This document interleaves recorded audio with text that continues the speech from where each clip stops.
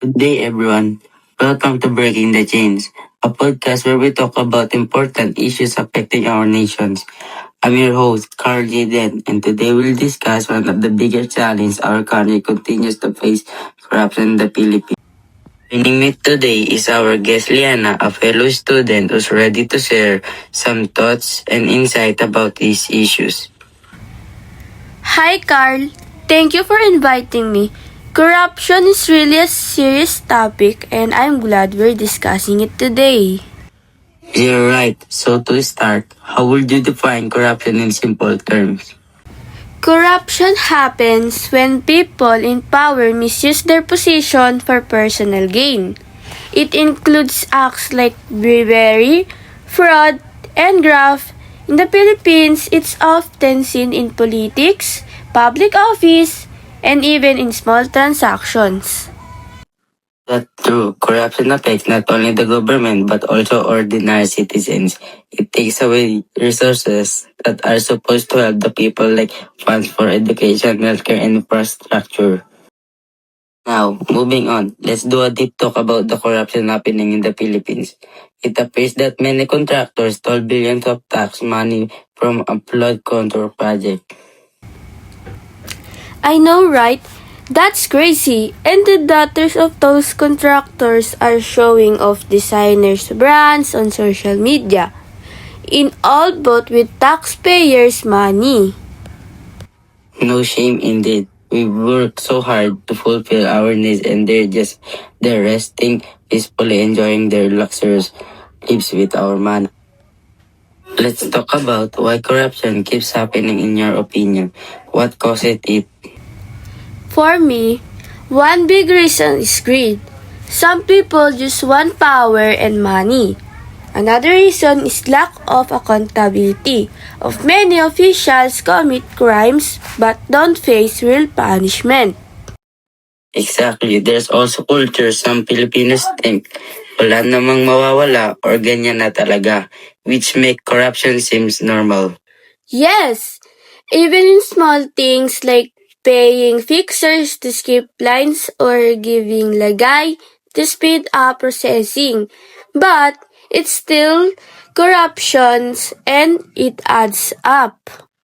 Corruption doesn't only steal money, it steals opportunities. That's true. Because of corruptions, many communities don't get proper roads, schools, or hospitals. Students can study well, patients can get treatment, and people lose trust in the government. It also affects foreign investors and they hesitate to invest because they are afraid of corrupt system. So corruption doesn't just harm the present and it hurts the country future too. We've seen many corruption scandals like the PDAF or pork barrel scam where billions were lost and recently the COA has been flagging misuse of public funds. And yet, some of those involved are still free, even running for office again. It's frustrating when justice seems slow or unfair. Exactly. That's why awareness and vigilance are important. We can fight corruption if we stay silent. So Liana, as a student, what can we do to help fight corruption? I think it starts with values, honesty, integrity, and accountability. Even small actions matter, like not cheating in school, not lying, or refusing to take shortcuts.